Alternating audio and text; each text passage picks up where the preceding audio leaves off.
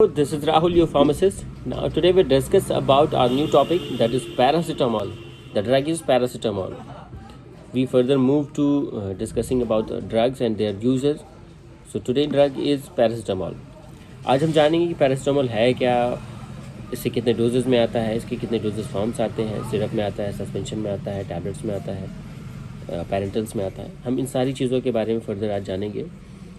तो first of all मैं आपको बता दूं, जिसने अभी लास्ट वीडियो नहीं देखा, जिसमें मैंने बताया था कि आप कैसे अपनी मेडिकल स्टोर, अपनी फार्मेसी का स्टॉक जो है एक्सपायर होने वाला है या हो गया है, उसके बारे में कैसे हम इंफॉर्मेशन निकालेंगे मार्ग ERP सॉफ्टवेयर से, उसके बारे में मैंने डिटेल में वीडियो बनाया है, तो लास्ट वीडियो चेकआउट कर लें। तो चलिए आज हम मूव करते हैं आज के टॉपिक में।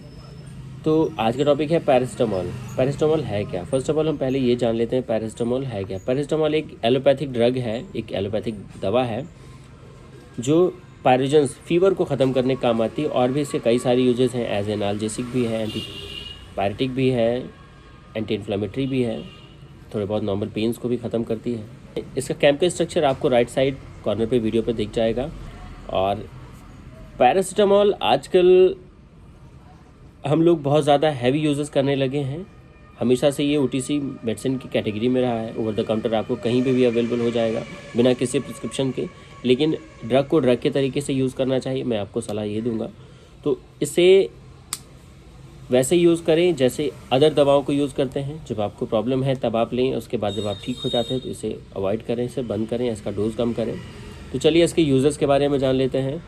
इसे हम फीवर जब होता है तब देते हैं, उसके बाद इससे थोड़ी बहुत स्वेलिंग होती है, सूजन होती है, उसमें दिया जाता है। उसके बाद पेन होता है। पेन कई तरीके का है, माइनर पेन्स हैं जैसे अर्थराइटिस का पेन है, टूथ पेन है, जॉइंट्स पेन है, इन सब चीज़ों में हम इन्हें प्रेफर करते हैं। उसके बाद जैसे सर्दी हो जाती है, कोल्ड हो जाता है किसी को, उसमें भी दिया जाता है। उसके बाद फटीगनेस, जब शरीर में दर्द है, पूरे बॉडी में पेन है, अजीब सी ऐंठन होती है, उसमें भी दिया जाता है। उसके मसल्स स्प्रेन को खिंचाव, स्प्रेन मतलब खिंचाव, इस मसल्स स्प्रेन में हम इसे देते हैं जैसे कि हमारे पैरों में, हाथों में फाटन उठना स्टार्ट हो जाती है, तब हम इसे दे सकते हैं। एज एनाल्जेसिक अच्छा काम करता है। उसके बाद और भी बहुत सारे नॉर्मल पेन्स हैं, जैसे किसी को वेल्डिंग का लाइट लग जाता है आँखों में, तब भी हम डाइक्लोफेनेक के साथ इसे प्रेफर करते हैं और अच्छा काम करता है। और इसके डोजेस कई सारे हैं, इन्फेंट से लेकर के अडल्ट, और उसके बाद ये वेटनरीज़ में भी इसके बहुत सारे डोजेस फॉर्म्स अवेलेबल हैं। टैबलेट से लेकर के, सिरप से लेकर के, IV फ्लूइड्स तक, इंजेक्शंस तक अवेलेबल है। तो इसे 50 mg से स्टार्ट करते हैं और ये 2000 से 2500 mg तक जाता है।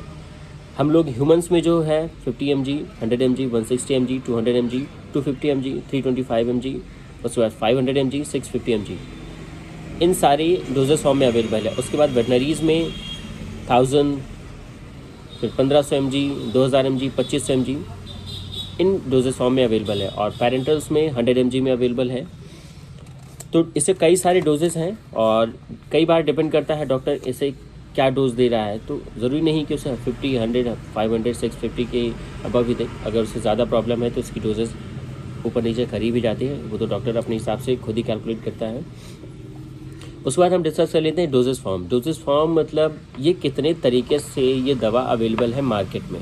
डोजेस फॉर्म का मतलब ये होता है। तो ये टैबलेट फॉर्म में भी आता है, सिरप में भी आता है, सस्पेंशन में भी आता है, इंजेक्शंस में भी आता है। इंजेक्शन में भी दो तरीके के होते हैं, एक्वस, नॉन एक्वस, जो वाटर डिजॉल्व होते हैं, नॉन वाटर डिजॉल्व होते हैं। उसके बाद IV फ्लूइड्स में भी आता है, जो IV फ्लूइड है। IV फ्लूइड्स में जो आता है 50 ml से लेकर के 1000 ml, और वेटनरीज़ में तो ज़्यादा भी आता है। तो ऐसे करके इसकी डोजेस फॉर्म है। कुछ डोजेस फॉर्म मैं आपको दिखा देता हूँ एग्जाम्पल के लिए। ये जो है ये जूनियर टैबलेट है, ये 250 mg पैरासीटामोल के साथ है। ये अडल्ट की टैबलेट है 500 mg के साथ। ये भी अडल्ट की टैबलेट है, ये 650 mg के साथ।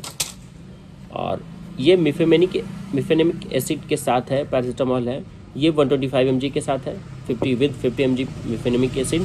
ये 120 mg के साथ है पीडियाट्रिक्स के लिए।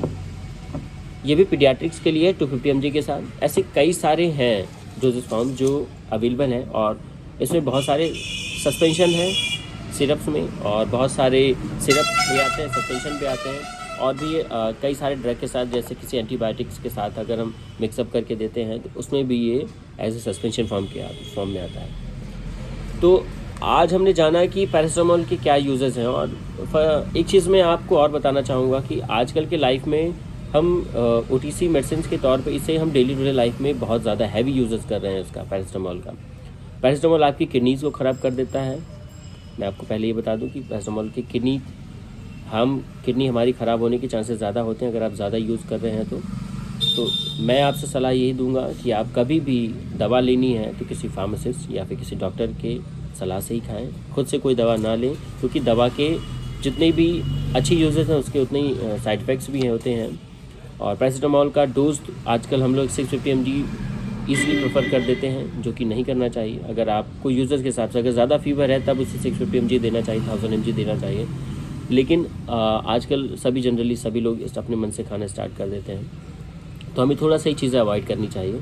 कभी भी आपको दवा खानी है, पैरासीटामोल लेना है, तो आपको अपने फार्मासिस्ट या फिर डॉक्टर की सलाह से लें और फ्रिक्वेंटली इसे धीरे धीरे रिड्यूस करते जाएं। इसका डोज जो है वो रिड्यूस करते जाएं, जिससे आपको इस दवा का रेजिस्टेंस भी नहीं क्रिएट होगा आपकी बॉडी में, जिससे कि आपकी बॉडी में हमेशा काम करते रहेगी। ऐसा ना हो कि कुछ दिन बाद ये दवा आपके शरीर में काम करनी बंद कर दे।